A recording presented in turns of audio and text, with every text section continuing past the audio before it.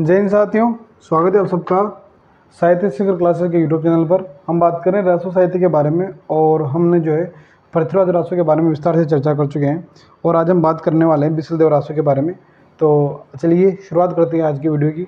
आज की क्लास शुरू करने से पहले मुझे आशा है कि आप जो है अच्छी तैयारी कर रहे होंगे, साथ के साथ नोट्स बना रहे होंगे और बिना किसी भटकाव के, बिना किसी द्वंद्व के और निरंतर जो है अच्छी मेहनत कर रहे होंगे, क्योंकि इस बार जो आपको सिलेक्शन लेना है, अपना ड्रीम जो है कंप्लीट करना है। बात करते हैं आज की जो रचना है बिसल देव रासो। रासो साहित्य पढ़ रहे हैं, उसमें बिसल देव रासो के बारे में आज हम बात करने वाले हैं। बिसल देव रासो। बिसल देव रासो। देखो, रासो साहित्य के बारे में जितने भी पृथ्वीराज रासो के बारे में जितने भी महत्वपूर्ण तथ्य बनने वाले थे उनके बारे में बात कर चुके हैं। आज जो बिसल देव रासो में बात करेंगे तो सबसे पहले बात करें कि इसका लेखक कौन है। तो इसके लेखक हैं नरपति नाला। नरपति नाला। आप लोगों के बहुत सारे कमेंट्स इस बारे में थे कि सर जो है आपकी क्लास बहुत शानदार लगती है। इसलिए शानदार लगती है क्योंकि आप जो है टू द पॉइंट क्लास लेते हैं, इधर उधर की बातें नहीं करते हैं। तो देखो, हमारी क्लास का जो मोटिव ही यही है, ताकि ज़्यादा से ज़्यादा आधे घंटे की 40 मिनट की क्लास जो होती है, 25 से 30 से 40 मिनट की जो क्लास होती है, उसमें जो 1-1.5 घंटे का आपको मैटर मिल जाए, टू द पॉइंट, बिना किसी भटकाव के शानदार आपके नोट्स तैयार हो जाएँ। मतलब, और आपको जब रिवीजन करें तो आपको जो है इधर उधर की भागने की ज़रूरत नहीं पड़े और एक ही जगह से आपको लगभग आपकी पूरी तैयारी हो जाए। देखो, बिल्कुल निःशुल्क तैयारी करवा रहे हैं कई साथ, ठीक है, वो थोड़ी सुविधा वैसी नहीं है, लेकिन जो तैयारी करवा रहे हैं वैसी है कि जो क्लासेस ले रहा होगा ना, फीस लेके तैयारी करवा रहा होगा, उससे भी बहुत शानदार क्लास रहने वाली है अपने ना, निःशुल्क क्लास है। और अब बहुत सारे सोचते हैं कि फ्री है तो क्या ही मिलेगा, फ्री है तो, लेकिन इतना कुछ मैटर मिल रहा है। अगर जिस भी अभ्यर्थी ने यहाँ से तैयारी की है गंभीर रूप से, आप देख लेना, वो चैन लेके निकलेगा यहाँ से। और ये मैं दावा करता हूँ क्योंकि मैं जितनी मेहनत करता हूँ, मुझे पता है कि मैं कितनी मेहनत कर रहा हूँ आपके लिए, किस तरह कंटेंट तैयार करता हूँ, किसी सिचुएशन में वीडियोस बना रहा हूँ। मुझे स्कूल में भी बहुत सारा काम होता है, मुझे टाइम बहुत कम मिलता है, फिर भी मैं वीडियोस बनाता हूँ। मैंने पर्सनली काम छोड़ देता हूँ, लेकिन नहीं, मुझे क्लासें लेनी है, बनाना ही वीडियो है ना। तो बस साथ के साथ आप नोट्स बनाते हुए चलें, मेहनत करते हुए चलें, इस बार आपको सिलेक्शन लेना ही है। तो बात करते हैं बिसल देव रासो के बारे में। तो इसके लेखक है नरपति नाला। और इसकी रचना काल की बात करें कि इसकी रचना काल कौन सा, रचना काल कब का है बिसल देव रासो का, तो वह है 1155 ईस्वी। 1155 ईस्वी। और बात करें 1212 विक्रम संवत। 1212 विक्रम संवत, ठीक है। तो 1155 ईस्वी, 1212 विक्रम संवत है। इसमें एक लाइन मिलती है बिसल देव रासो में, उससे पता चलता है कि इसकी जो रचना है वो 1212 विक्रम संवत में हुई थी। वो लाइन भी आप नोट कर लें। पूछा भी जा सकता है कि यह पंक्ति किस रासो साहित्य के बारे में है। तो लाइन ये है कि बिसल देव 1272 मजारी।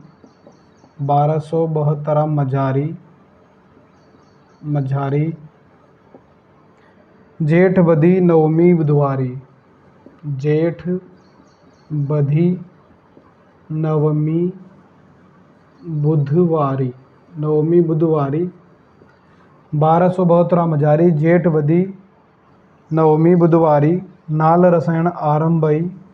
नाल रसायन आरंभई सारठा टूठी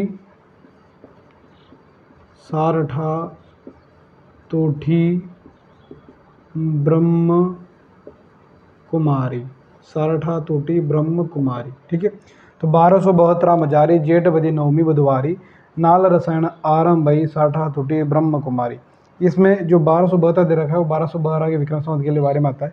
और मैं एक बात बता दूं कि नाल रसायन आरंभई, ये जो पंक्ति है, इस जो रसायन शब्द आया है, इसी रसायन शब्द से आचार्य रामचंद्र शुक्ल ने जो है रासो शब्द की उत्पत्ति मानी है। उसके बारे में बाद में आपको नोट करवा दूंगा, ठीक है।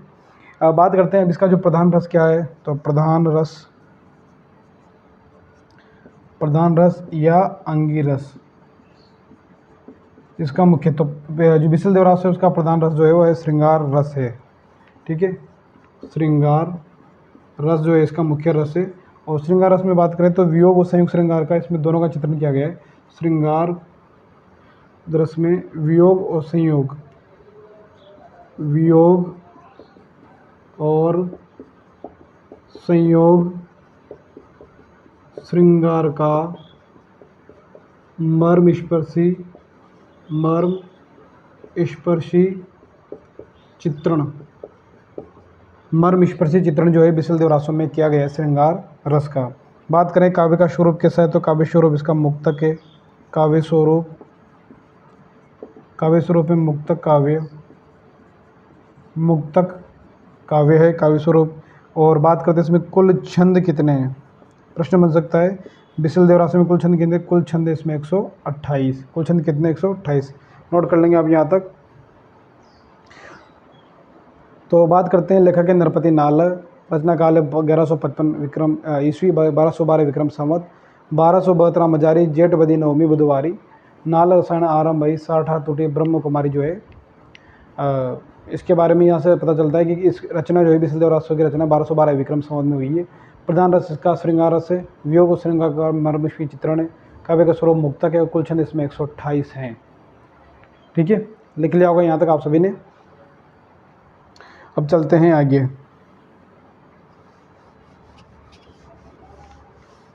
बारह सौ 12 विक्रम संवत। अब बात करते हैं कुल इसमें कितने छंद हैं, तो कुल 128 छंद है ना। और डॉक्टर माता प्रसाद गुप्त जी ने इसके 128 छंदों के एक प्रति का संपादन किया है। और यही इसका क्या है, मूल रूप है। तो आप लिख लेंगे डॉक्टर माता प्रसाद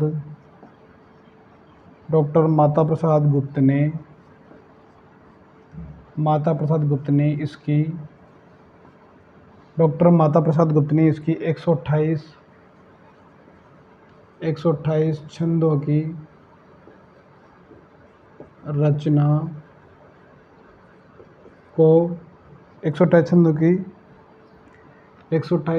की एक प्रति का संपादन किया है। एक प्रति का संपादन किया है। और यही इसका क्या है, मूल रूप मानना है। यही इसका मूल रूप माना है। ठीक है, तो डॉक्टर माता प्रसाद गुप्त ने इसकी 128 छंदों के एक प्रति का संपादन किया है और ये इसका मूल रूप माना गया है। बात करें आगे, तो इसके जो नायक है वो है अजमेर के चौहान राजा थे बिसलदेव तृतीय। उन्हें विग्रह राज चतुर्थ भी कहा जाता है, इसके नायक थे। तो नायक जो है वह है अजमेर के चौहान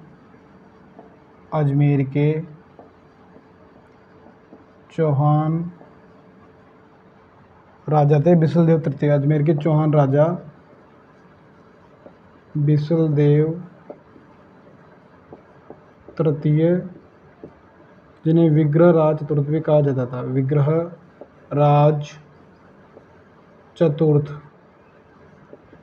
जिन्हें विग्रह राज चतुर्थ भी कहा जाता था। अजमेर के चौहान राजा बिसलदेव तृतीय, जिन्हें विग्रह राज चतुर्थ भी कहा जाता था, ये इसके नायक थे। और बात करें नायिका की, नायिका थी मालवा के भोज परमार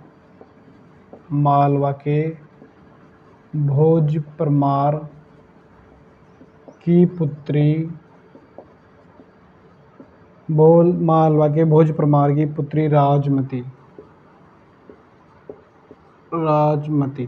ठीक है, मालवा के भोज परमार की पुत्री राजमती इसकी क्या थी, नायिका। अब बात करते हैं काव्य का विभाजन। तो इसका काव्य का जो विभाजन है 4 भागों में किया गया है। काव्य विभाजन, तो इस रचना का विभाजन जो है 4 खंडों में किया गया है। इस रचना का विभाजन 4 खंडों में, कितने खंडों में, 4 खंडों में किया गया है। इस रचना का विभाजन बिसलदेव रासो जो रचना, उस रचना का विभाजन 4 खंडों में किया गया है। और 4 खंडों में क्या है, जो 4 खंडों में पहला खंड तो वह जिसमें राजमती और विसलदेव का विवाह होता है, उसके बारे में वर्णन है। दूसरा खंड वह जिसमें रानी के व्यंग्य से रुष्ट होकर जो राजा बिसलदेव था वह उड़ीसा चला जाता है और 1 वर्ष तक वहीं प्रवास करता है, उसका वर्णन है। तीसरे खंड में रानी राजमती के विरह का वर्णन है और बिसलदेव राज्य के वापस लौटने का वर्णन है। चौथे में अपनी पुत्री को जो है राजा भोज परमार अपनी पुत्री को घर लेके चला जाता है और बिसलदेव का वहाँ जाकर राजमती उसे फिर चित्तौड़ लेके आता है, तो उसका जो वर्णन है, तो इसका 4 खंडों में वर्णन है। तो काव्य विभाजन की बात करते हैं, रचना का विभाजन कितने खंडों में, 4 खंडों में किया गया है। तो बात करते हैं प्रथम खंड में क्या है? पहले खंड में राजमती और विशलदेव का विवाह, राजमती और विशलदेव का विवाह, ठीक है। राजमती और विशलदेव का विवाह पहले खंड में, यहाँ तक नोट कर लेंगे, फिर आगे चलते हैं। अगर आपको साफ दिखाई नहीं दे रहा हो तो मैं बोलता हूँ, मेरे शब्दों पे भी ज़्यादा आप ध्यान दें कि डॉक्टर माता प्रसाद गुप्त ने इसकी जो है 128 छंदों की एक पत्रिका संपादन किया, वो ये इसका मूल रूप माना गया है ना। नायक की बात करें तो अजमेर के चौहान राजा थे विशलदेव तृतीय, और उन्हें विग्रहराज चतुर्थी भी कहा जाता है, तो इसके नायक थे। नायिका कौन थी? तो मालवा के भोज परमार की पुत्री थी राजमती, वो इसकी नायिका थी।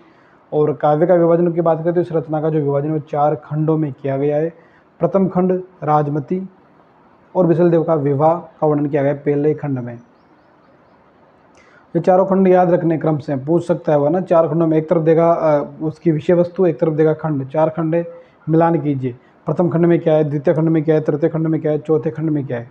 तो पहले खंड में राजमती और विशलदेव का जो विवाह है उसका वर्णन है पहले खंड में, ठीक है। चलते हैं आगे, लिख लिया होगा यहाँ तक आपने।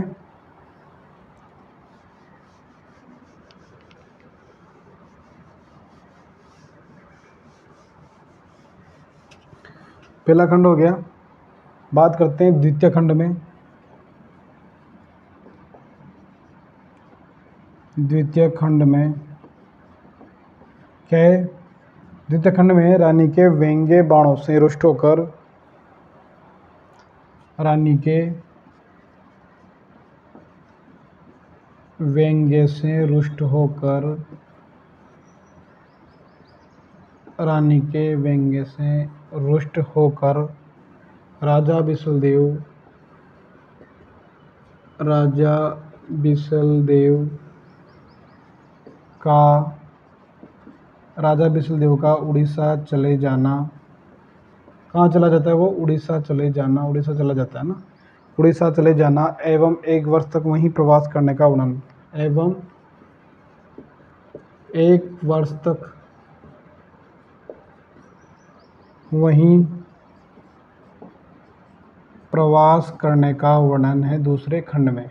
1 वर्ष तक वहीं रहता है, प्रवास करने का वर्णन है दूसरे खंड में, ठीक है।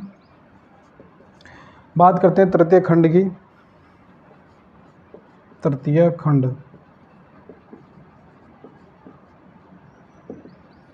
तृतीय खंड की बात करें तो रानी राजमती के विरह का वर्णन है तीसरे खंड में, और विशलदेव के वापस उड़ीसा से लौट आने का जो वर्णन है वो तृतीय खंड में है। तो रानी राजमती के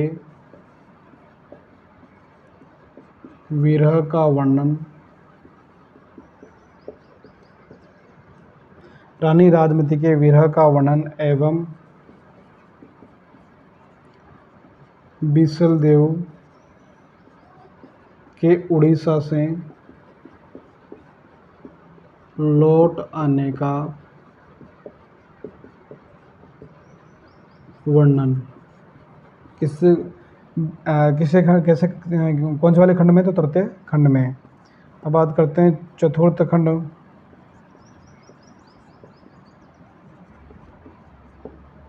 चतुर्थ खंड में राजा भोज परमार है, वह अपने पुत्री को अपने घर लेके चले जाते हैं। तो राजा भोज परमार अपनी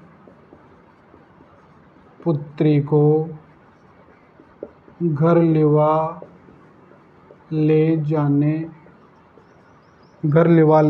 तथा विशलदेव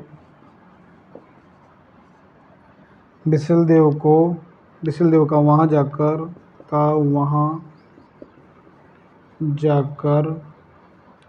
राजमती को फिर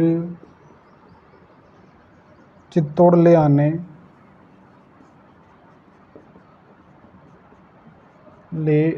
का वर्णन, चित्तौड़ ले आने का वर्णन। तो चतुर्थ खंड में क्या है, राजा भोज परमार अपनी पुत्री को घर लेवा ले जाने और बिसल देव का वहाँ जाकर राजमती को फिर से चित्तौड़ ले आने का वर्णन जो है वो चौथे खंड में। ये 4 खंड हो गए। पहले खंड में क्या है, तो पहले खंड में दोनों का विवाह है, और दूसरे खंड में रानी के व्यंग्य से रुष्ट होकर राजा बिसल देव का उड़ीसा चले जाना एवं 1 वर्ष तक वहीं प्रवास करने का वर्णन है। तृतीय खंड में रानी राजमती के वीर का वर्णन है, और बिसल देव के उड़ीसा से लौट आने का जो वर्णन है वह तृतीय खंड में। चौथे खंड में राजा भोज परमार अपनी पुत्री को घर लेवा ले जाने और बिसल देव का वहाँ जाकर राजमती को फिर चित्तौड़ जो लाता है उसका वर्णन जो है वो चौथे खंड में किया गया है। इस तरह आपको याद रखना है कि चारों खंडों में किस खंड में क्या क्या है, ये याद रखने वाली बात है। यहाँ से प्रश्न बनने की पूरी पूरी संभावना है, क्योंकि विषय वस्तु का जो विभाजन किया गया वो 4 खंडों में किया गया है। और पहले में विवाह है, दूसरे में उड़ीसा जाने का वर्णन है, तीसरे में वापस लौट आने का, चौथे में जो है रानी राजमती को चित्तौड़ से ले जाने का वर्णन है। तो ये जो है वह बिंदु आज दे सकता है आपको कि मिलान कीजिए, तो आपको याद रखना है कि किस तरह क्या है, किस भाग में किस किस वर्णन किया गया है। ठीक है, लिख लिया होगा आप सबने। अब चलते हैं आगे।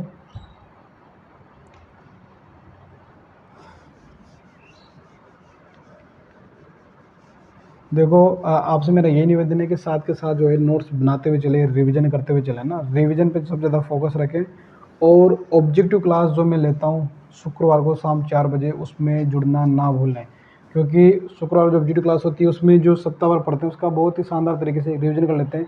एक बातचीत हो जाती है, एक जो है एक दूसरे से परिचय हो जाता है, बहुत सारे नए व्यक्ति जुड़ते हैं, नई प्रॉब्लम्स होती है, उनके बारे में बातचीत हो जाती है। तो शाम को 4 बजे शुक्रवार को लाइव जुड़ना ना भूलें। और अपनी जो क्लास है, जो भी अपने जो पढ़ रहे हैं ना, जो 6 दिन में 5 दिन जो भी पढ़ा उस मैटर का रिवीजन करते हैं अपन हर शुक्रवार को शाम 4 बजे। तो हर शुक्रवार को शाम 4 बजे लाइव जरूर जुड़ा है ना। अब बात करते हैं विशल देव के विशेष तथ्यों के बारे में। विशल देव रासो की जो विशेष तथ्य इस रचना के उसके बारे में बात कर लेते हैं। विशेष तथ्य, सबसे पहले बात करें कि नाल रसायन आरंभई जो रामचंद्र शुक्ल इसी रचना में जो रसायन शब्द आया है ना, रसायन शब्द ग्रहण किया, इसी से उन्हें रासो की उत्पत्ति मानी है। तो नाल रसायन आरंभई, ये जो शब्द आया नाल रसायन आरंभई से रामचंद्र शुक्ल ने इसी रचना में, रामचंद्र शुक्ल ने इसी रचना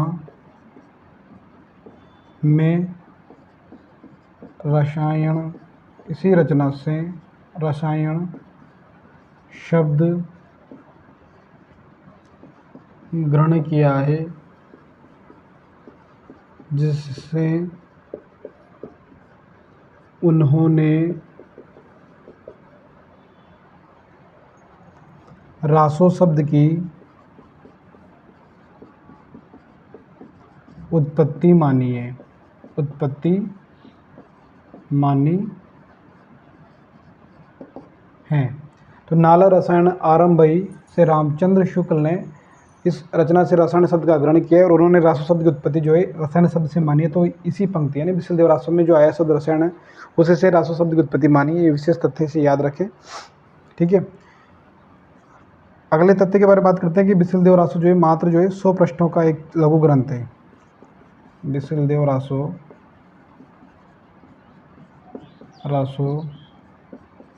100 पृष्ठों का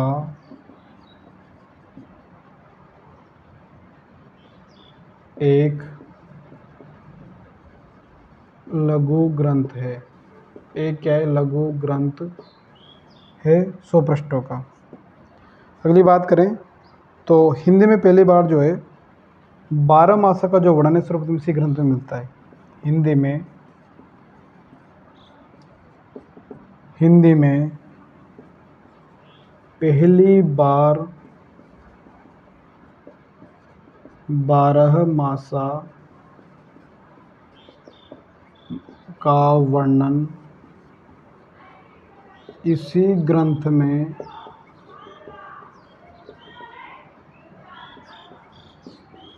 मिलता है। तो हिंदी में पहली बार जो है 12 मासा का जो वर्णन किया गया है तो वह इसी ग्रंथ में मिलता है, विशल देव रासो में। नाला रसायन आरंभई से रामचंद्र शुक्ल ने इसी रचना से रसायन शब्द ग्रहण किया, जिससे 3 उन्होंने रासो शब्द की उत्पत्ति मानी है। बिसलदेव रासो 100 पृष्ठों का एक लघु ग्रंथ है और हिंदी में पहली बार 12 मासा का वर्णन जो है इसी ग्रंथ में मिलता है, बिसलदेव रासो में। बात करें तो बिसलदेव रासो जो एक साहित्यिक ब्रजभाषा का पहला ग्रंथ माना जाता है, ये बात आप नोट कर लें। बिसलदेव रासो साहित्यिक ब्रजभाषा का साहित्यिक ब्रज भाषा का साहित्यिक ब्रज भाषा का पहला ग्रंथ माना जाता है। बिसलदेव रासो साहित्यिक ब्रजभाषा का पहला ग्रंथ माना जाता है, नोट कर लेंगे आप। तो नाला रसायन आरंभई से रामचंद्र शुक्ल ने इसी रचना से रसायन शब्द ग्रहण किया है, जिससे उन्होंने रासो शब्द की उत्पत्ति मानी है। तो ये बात रसायन शब्द से रासो शब्द की उत्पत्ति मानते है ना। बिसलदेव रासो 100 पृष्ठों का एक लघु ग्रंथ है। हिंदी में पहली बार 12 मासा का वर्णन भी इसी ग्रंथ में मिलता है और बिसलदेव रासो जो है साहित्यिक ब्रजभाषा का पहला ग्रंथ माना जाता है। आशा करता हूँ आप सबको क्लास अच्छी लग रही होगी, आप साथ के साथ जो है अच्छे से नोट्स बना रहे होंगे। आप क्लास को लाइक जरूर करें, कमेंट जरूर करें, शेयर जरूर करें, अपने साथियों को बताएं कि स्कूल व्याख्याता, वरिष्ठ अध्यापक या आप DSSB, TGT, PGT, नेट की तैयारी कर रहे हैं तो बिल्कुल निःशुल्क भी बहुत ही डिटेल विस्तार से कोर्स चला जा रहा है, निःशुल्क चला जा रहा है। तो आप वो अपने साथियों को बताएं, उनको जोड़ें, अपने चैनल को जो है सब्सक्राइब करवाएं और साहित्य शिखर क्लासेस जो अपना टेलीग्राम चैनल है उसे भी आप ज्वाइन कर लें, क्योंकि देखो आपके लिए ये काम मैं कर रहा हूँ और आपका ही सहयोग मुझे बहुत ज़रूरी है। जितना बड़ा अपना जो चैनल बनता जाएगा, जितना बड़ा मंच होगा, उतनी सुविधाएं बढ़ेगी, धीरे धीरे मैं उसी तरह से कैसे काम कर पाऊँगा, ये आप सभी जानते हैं। तो आपका सहयोग जो है अपेक्षित है। मैं आपके लिए अगर मेहनत कर रहा हूँ तो मुझे भी आपके ये सहयोग अपेक्षित है कि मेरे पास एक टीम है अच्छी सी, जो मैं उनके लिए काम कर रहा हूँ, वो भी थोड़ा बहुत सहयोग करें मेरा। तो चैनल को ज़्यादा से ज़्यादा सब्सक्राइब करवाएं, शेयर करें, वीडियोज़ को लाइक शेयर कमेंट जरूर करें, है ना।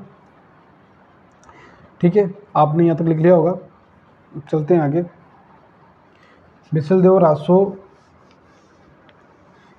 100 पृष्ठों का लघु ग्रंथ है। पहली बार 12 मासा का वर्णन इसी ग्रंथ में किया गया है और साहित्यिक ब्रज भाषा का पहला ग्रंथ भी बिसलदेव रासो माना जाता है। बात करें अगले तथ्य की, तो यह पिंगल शैली में लिखा गया ग्रंथ है। यह पिंगल शैली में लिखा गया ग्रंथ है। पिंगल शैली में लिखा गया ग्रंथ है बिसलदेव रासो। बात करें इस रासो रचना का जो है वीर रस से, ओज गुण से कोई संबंध नहीं है, क्योंकि इसमें जो बिसलदेव और राजमती का जो प्रेम है उसी का वर्णन है, उसी के वीर का वर्णन है, दोनों के विवाह का, मिलन का, संयोग का, वियोग का वर्णन है। इसमें कोई युद्धों की, कोई किसी प्रकार की जानकारी नहीं है। तो बिसलदेव रासो जो है एक श्रृंगार की रचना है, न कि वीरस ओज गुण की। तो प्रश्न बन सकता है कि बिसलदेव रासो में कहीं कहीं वीरस भी देखने को मिलता है, तो बिल्कुल नहीं, बिसलदेव रासो में वीरस ओज गुण से इसका कोई संबंध नहीं है। तो इस रासो रचना का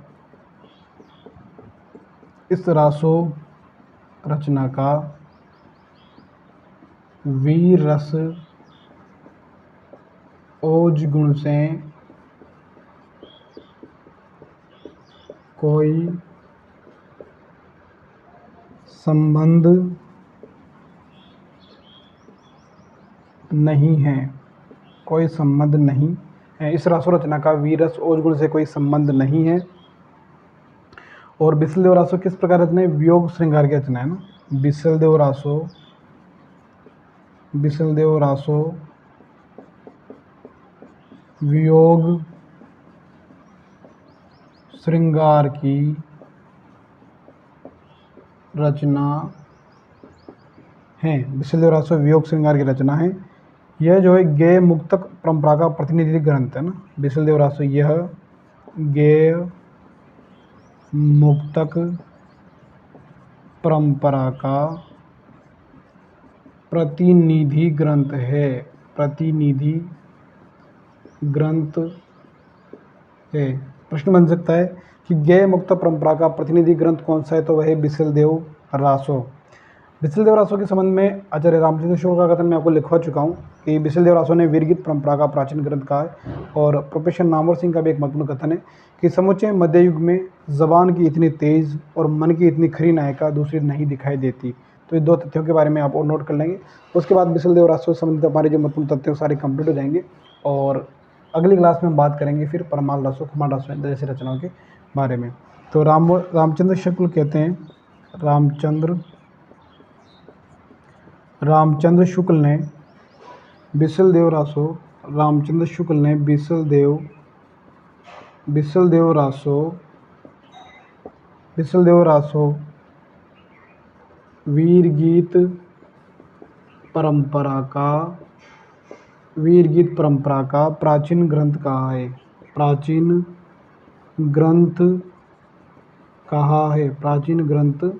कहा है। रामचंद्र शुक्ल ने बिसलदेव रासो को वीरगीत परंपरा का प्राचीन ग्रंथ कहा है। एक बार नोट कर लेंगे आप यहाँ तक।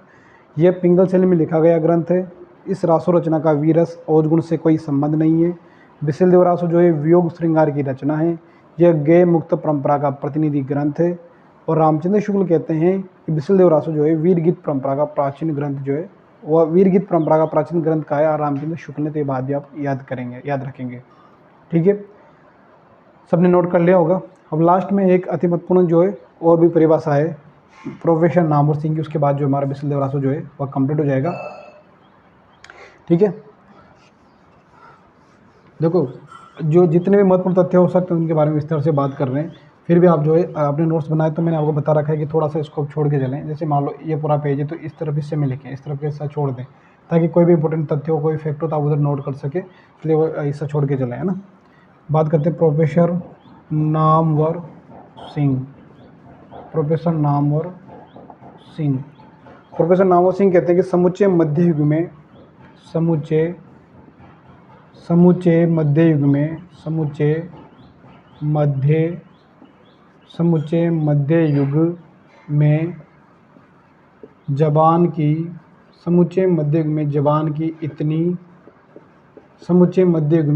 की इतनी तेज और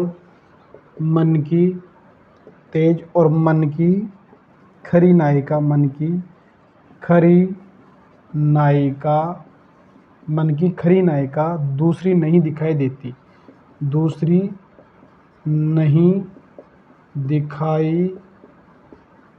है। ठीक है, दिखाई नहीं देती है। नामवर सिंह ने किसके बारे में, राजनीति के बारे में कहा है कि समूचे मध्य युग में जबान की इतनी तेज और मन की खरी नायिका दूसरी नहीं दिखाई देती है। ये हो गया हमारे बिसलदेव रासो के बारे में कंप्लीट। और अगली क्लास में हम बात करेंगे परमाल रासो, कुमार रासो से संबंधित महत्वपूर्ण तथ्य के बारे में। आशा करता हूँ आपको क्लास अच्छी लगी होगी। तो क्लास को लाइक करें, कमेंट जरूर करें, शेयर करें और अपने साथियों को जोड़ें। बहुत जल्द हम जो है धीरे धीरे अपना परिवार बढ़ रहा है, तो डिजिटल बोर्ड की जो व्यवस्था होगी या बड़ा बोर्ड होगा उसकी व्यवस्था होगी तो उस हिसाब से कोशिश करेंगे। ठीक है, सभी साथियों को जय हिंद, जय भारत।